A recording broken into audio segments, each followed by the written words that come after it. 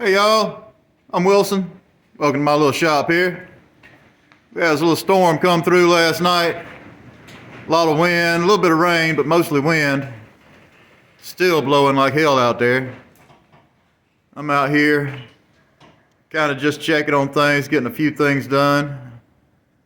I gotta get back inside and I got some drawings I gotta work on the computer, but I'm also trying to get everything cleaned out in here so I can start doing some repairs. Like I say, it was windy as hell. The tarps that I got on the roof are just about totally destroyed now. You can see, let me get y'all out. You see, I got it's all blew off. There used to be a vent right there. It's gone. I had tarps over it. Now that's wide open. Got one over here and it's wide open too.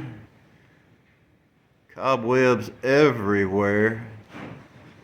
Yeah, it's in rough shape. I get a little embarrassed doing videos out here sometimes because I see everybody else with their nice fancy shops, nice fancy tools.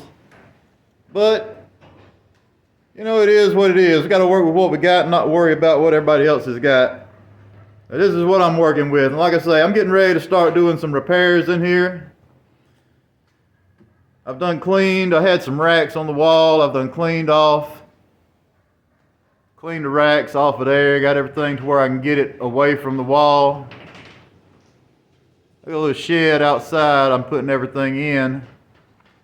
But my tools I got to keep in here because I still got to be able to do something because I got to make money. I'm doing the drawings, but that's not really covering everything I need to cover right now.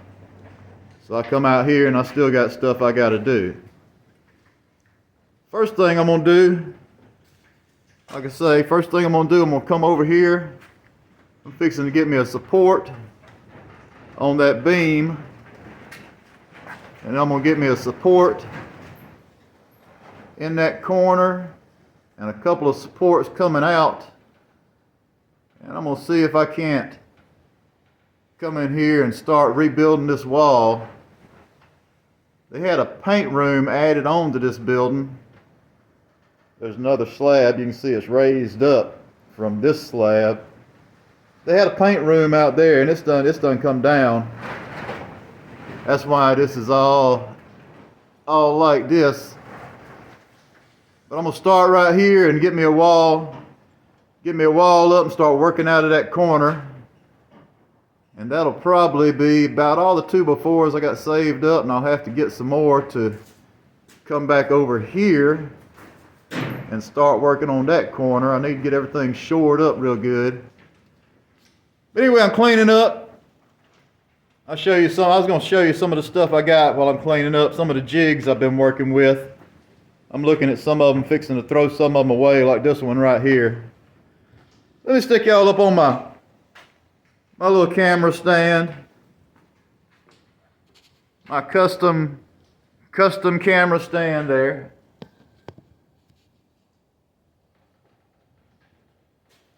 Let's see. I was going to show you some of the jigs that I had made up to work with. This one I'll do a toe kick base around cabinets a lot of times with a little curved front. This was a jig I was setting up so I could cut it, put it on here and do the router to clean it up because I don't have an edge sander. That is one thing I need to get once everything's settled in here. But this jig right here, I'm throwing it away. It don't work too good.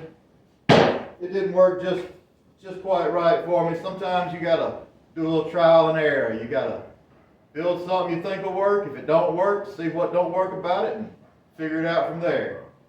Now this, if y'all use routers a lot, this is something that comes in handy right here. This is just for a little dado jig. I dado everything on my cabinets. And if I ever get something that I can't do on the table saw or I can't do on my little panel router over there, I'll do it with a jig. And I've just got it set up. This is I don't know if you can read that or not. 3/4 dado jig. What you do, I don't know how wide that is, about 5 inches wide. Put a piece of 1/4 inch to it. That's a little 3/4 piece, 3/4 plywood, piece 1/4 inch plywood. Then just take your router, whatever bit you want to use. This is 3/4 dado, so I use 3/4 bit. Just take your router, put on that, route it right off. That's the edge of where your dado lines up. When you want to put this jig in and use it, get your measurements where you want the bottom or the top of your dado, whichever one you're referencing.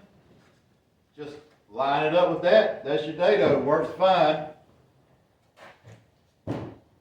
I've got another one made up. You have to make them up separate for different bits. This one's made up for 1/2 inch bits. Same thing. Take a 1/4 inch on 3/4. Take your router with the bit set up in it. Route down it, and that is automatically your edge where you can put that on your mark, and your dado's right there. Those are some of the best jigs to have around if you're using routers. You can do all kind of jigs with routers, just simple like that. That's what I got there. These right here. Now those I'm going to save. I'm going to keep those. These right here I'm going to throw away. This was just something I made up real quick one time. I needed to get a workpiece off the table so I could put some clamps on it. So I made this up. I made it out of what I had, and it's not really wide enough to stand up. They knock over a lot. They knock over real easy, and I hadn't been even using them since that one time. So those are going to get thrown away. You're in the shop, if you're not using it, if you're not going to use it, you can't foresee using it, you need to get it out of your way, get it, just throw it to the burn pile, throw it away. If you ain't using it, it don't need to take up space. Alright, this one. I'm doing a lot of the undermount drawer guides. I think just about everybody's going to the undermounts. Hardly anybody's using side mounts anymore. I might use side mounts, just standard full extension on a cheaper job, but generally most people are undermounts. This is something I set up. This is a prototype. I was setting up because I used the clips. I'm trying to use the clips on the back. With the old school guides, I used to use a cage or a horseshoe to mount it in there because I'm doing face frame cabinets. Sorry, I'm kind of all over the place here, ain't I? But anyway, this is a jig I was making up for that. I put me a piece of 1/2 inch plywood in here, set my clips there, screw them to the 1/2 inch plywood, then I take that 1/2 inch piece of plywood, just put it in my cabinet to the side, and then I might have to raise that whole piece of plywood up or down a little bit. Sometimes you might have to adjust that.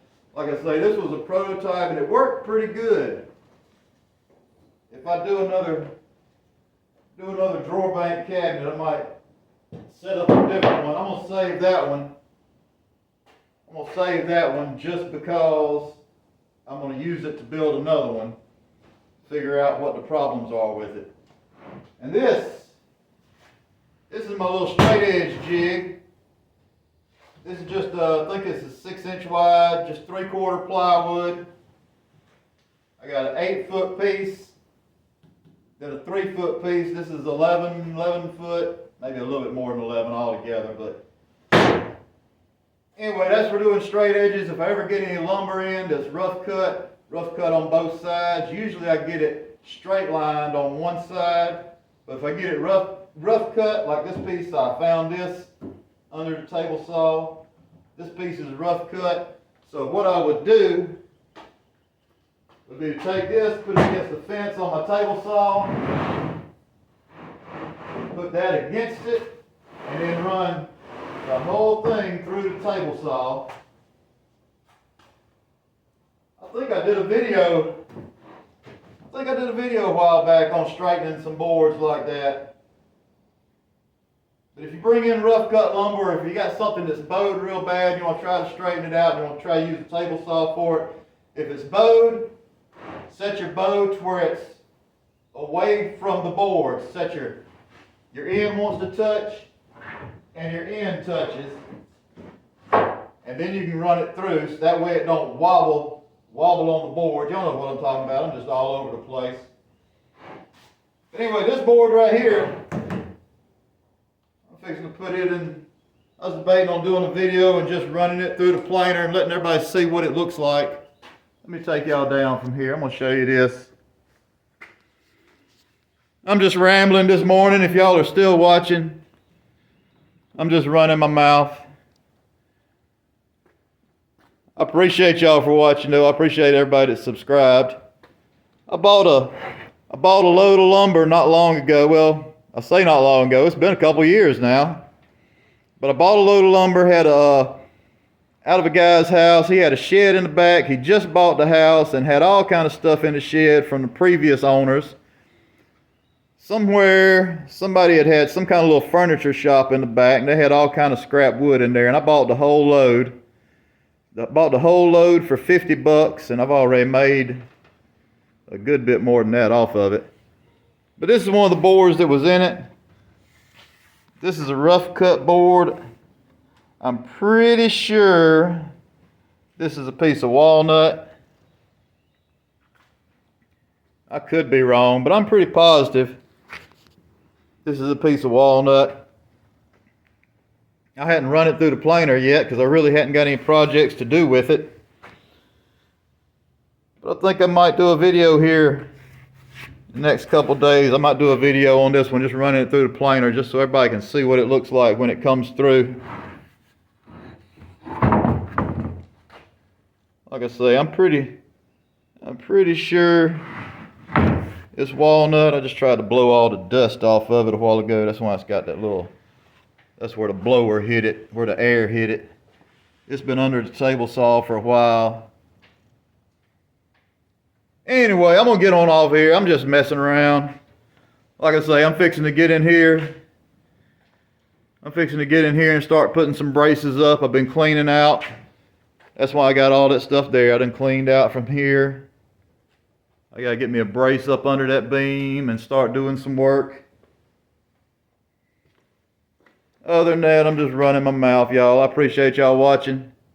I appreciate all y'all that have subscribed. I am up to 413 now. I'm trying to get up to 500. So if y'all want to subscribe, I sure do appreciate it.